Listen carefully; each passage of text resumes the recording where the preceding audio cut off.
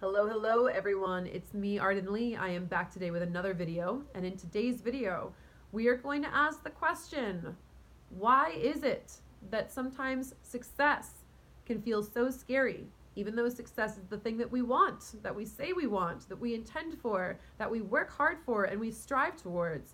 Sometimes when we first get that taste of it, that first little taste of that success that we're calling in for ourselves, it can trigger so much anxiety that it can sometimes, in some situations, even cause us to sabotage the very success that we are bringing in for ourselves. So we are going to go over in today's video, why does that happen? What are the mechanisms behind that happening? And what can we do going forward to make sure that we are changing that so we don't block ourselves from our success coming in for us, especially when we've worked so hard for it.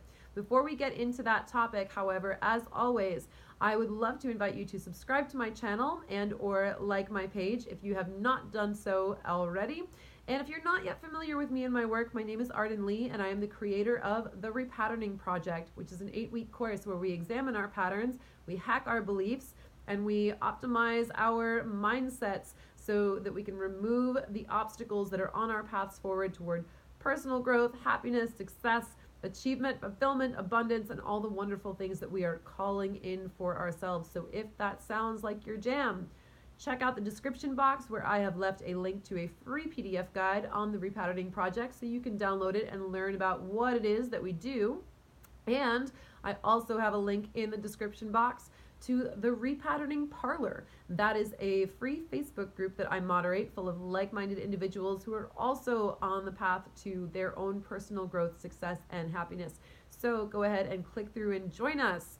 We're all waiting for you. We want to share that support with you. As you know, one of the best ways to get to where it is you're going is to be surrounded by people who are also doing the same thing. So we would love to welcome you into the fold.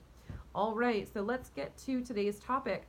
Why is success sometimes so scary? Why does it trigger our deep anxiety, right? The obvious answer to this is that we are comfortable with what is familiar, right? That is the kind of generic blanket answer to this conundrum, is that we want to stay where we're in our comfort zone with what we know already, because the unknown is scary. And even when it's something positive, it can trigger that anxiety. But I think it actually goes a little deeper in many cases. In many instances, there are actually beliefs from our childhood that get unconsciously imprinted in us without our knowing it, that says that success is scary and dangerous and we ought to stay away from it. How does this happen, right? How can we possibly be raised to undervalue success, to avoid success, right? Well, there's many ways that this can happen, but I'll give you a few of them. For example, one of them I learned, and I believe I learned this in Neil Strauss's book, The Truth. I'm not 100% sure of that. It's also possible that Neil Strauss may have just told this anecdote at some point without actually putting in the book, but I'm pretty sure that's where I got it from. And this anecdote was about a man who was working very hard at his job, and every time he was in line for a raise or a promotion or some kind of opportunity to increase his status and his success at work, he would sabotage it. He would go out and get drunk the night before, and he would come into work hungover. He would blow off projects. He would all of a sudden not be capable of doing the things that were in front of him. Well, he discovered through working with, I assume, a therapist, he uncovered a memory from when he was about 11 years old, and he and his parents were at the dinner table, and his father said something, and he said something in return that was correcting him. He maybe said, like, I don't know, some fact or whatever, and this 11-year-old boy is there at the dinner table and says, actually, no, it's this or that or whatever, and corrects his father. And his father gets extremely angry at him at being corrected by his 11-year-old son, and his mother turns to him and yells at him in response and says, "You don't ever try to be better than your father." You putting two and two together here? If it wasn't already obvious, his father was a low-level government worker. I believe he maybe worked for the post office or something like that. So at any point when this man would strive for a job, for a raise, for a promotion that, that would increase his levels of success at work, something cropped up in him and stopped him from doing that. Why? Because at age 11, he internalized a belief that it was dangerous for him to be better than his father. That was given to him in that moment of trauma where he said something, all of a sudden his father reacts incredibly angrily at him. And his mother, therefore, says the words to him, "You don't ever try to be better than your father." And sure enough, when we're in that state where we are experiencing that fear and anxiety, we remember things better. It imprints into our subconscious because trauma is one of the ways that our beliefs are formed, right? So something that is happening to us in that moment of panic, something that is said to us by our major caregiver at that moment, that is happening during that moment of trauma gets deeply imprinted, right? So there are modalities, there are ways to fix this. There is, there are the modalities that I use in the repatterning project where we identify exactly where these beliefs were formed. We identify that moment, like for that man, we identify that moment when he was 11 years old, and we go back into it, and through visualization and light trance, we reprogram it, we rewire it, we repattern it so that that belief no longer has power over us.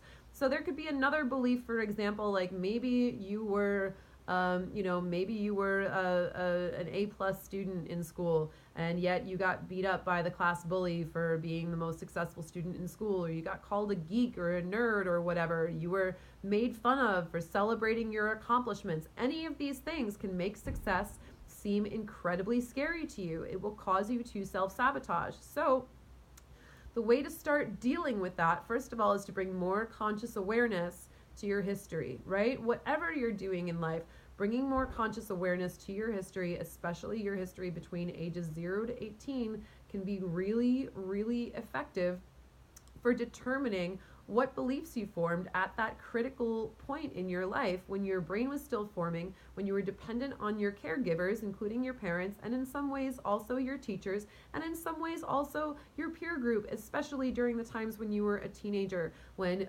ostracism versus inclusion by your peers was really, it really felt like a life or death matter, especially because you were trapped in your social circle of high school in most cases. So going back and examining those things can really allow you to bring more and more freedom to things going forward. And yet, let's also take a bit of a deeper dive around this. So, why else does success feel scary to us?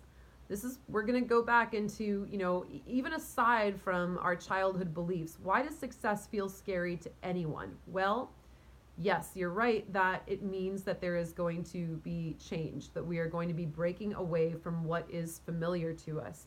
And in many ways, this can be scary. In one potential way that this can be scary, it can be scary because all of a sudden we realize that we may lose some of our friends. This is a reality that happens when we start working on our personal growth, is that once we start to accelerate our expansion, our abundance, our wealth, some of the people who are around us are no longer going to be an energetic fit for us. That doesn't necessarily mean that it's like, oh, suddenly I'm successful and I'm too good for you anymore. But what sometimes happens is that you will notice that the people around you don't have the same habits that you do. They don't have the same lifestyles, and that people who are just going out and partying all the time and not using the hours that they have in the day toward their betterment, if there are people who are just distracting themselves with stupid stuff that doesn't matter, if you're working on your business every day and night and really hustling, and you've got a whole bunch of friends who are doing other things that are not in alignment with that, you may simply just drift from them, because again, your vibe creates your tribe, right? So the things that you are doing are going to inform the ways, the kind of social circles that you hold for yourselves and the kind of people that you surround yourself with. And sometimes that often means giving up some of the friendships that we have that right now, are serving the vibration that we're in, but are not going to be able to serve that next vibration.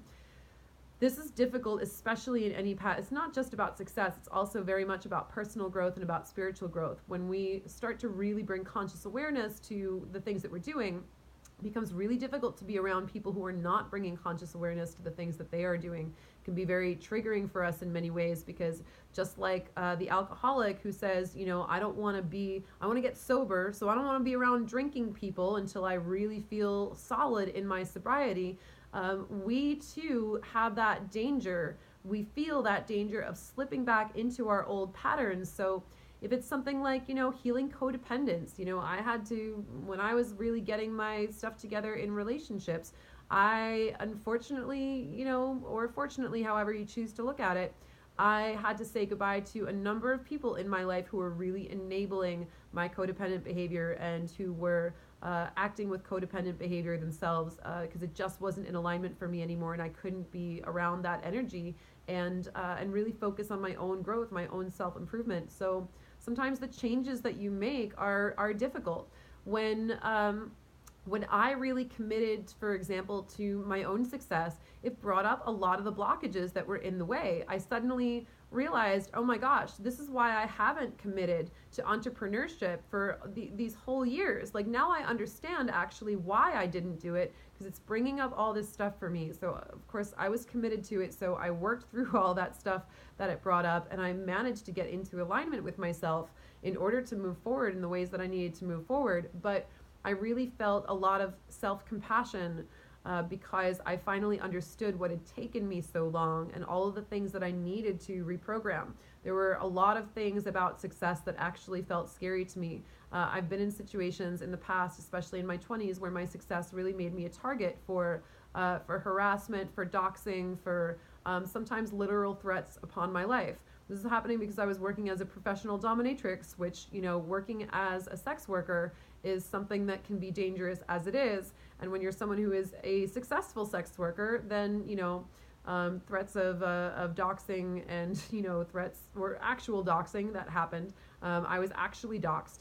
And also, you know, having death threats come in, that's, you know, it's kind of par for the course in an industry that is so stigmatized and does not have law enforcement on its side in particular, in order to be able to fend off those kind of predators who are so triggered by the success of someone in that industry. So I had a lot of trauma around embracing success for myself and bringing conscious awareness to it, working through those issues, and reminding myself that I'm safe now, reminding myself that, you know, my own success is worth the price of people who might be upset by it, and putting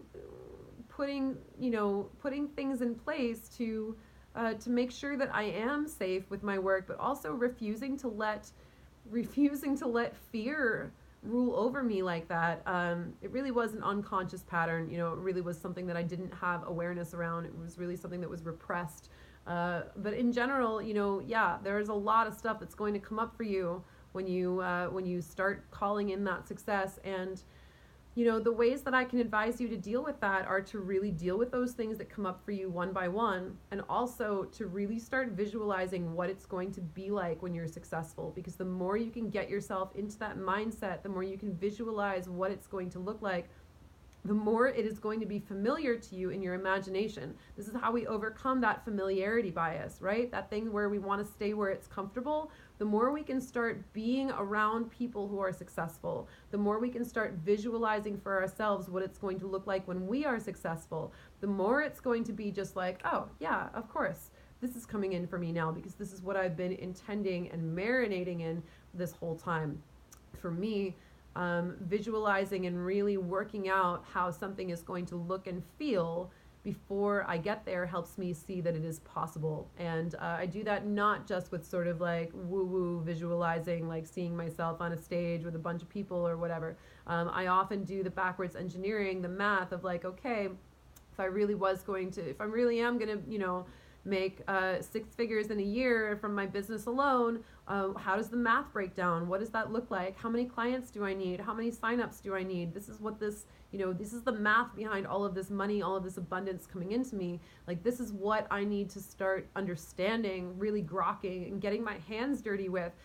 Instead of, so that way when I have large sums of money coming in, it's like, oh, I understand what to do with this now. I also hired a money coach because, when I was a pro dom, I had large amounts of money coming in, and I definitely didn't know what to do with it. So, so I hired Chris Hollywood, the wealth architect, to help me to manage those things. So that way, I feel like when that success comes in for me, then that's one less thing that I have to be scared about, because I know I have someone who's coaching me through it. And I guess that's the final piece of advice, is really to find those mentors, find those people around you who are already successful, who can help you and coach you through those moments of resistance.